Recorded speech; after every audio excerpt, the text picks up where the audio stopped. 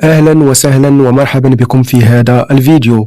ستجدون في هذا التقديم لمباراة سويسرا ضد الجزائر في دور 32 من كأس العالم 2026 كلا من موعد وتوقيت والقنوات الناقلة لهذه المباراة.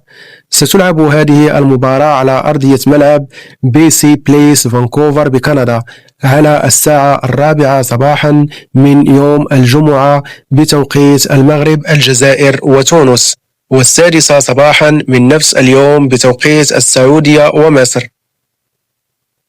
بالنسبة للقنوات الناقلة فستذاع هذه المباراة على قناة الجزائرية الأرضية بتعليق محمد جمال، وعلى قناة بين سبورت ماكس 1 بتعليق حفيظ دراجي، وعلى قناة بين سبورت ماكس 3 بتعليق أحمد البلوشي.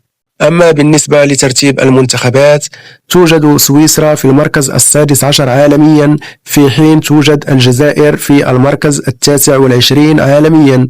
إذن فهي فرصة للمنتخب السويسري من أجل التأهل إلى دور 16، في حين هناك من ينادي للمنتخب الآخر بالرجوع والعودة لأنهم لا يريدون شيئا. عودوا لا نريد شيئا، عودوا لا نريد شيئا.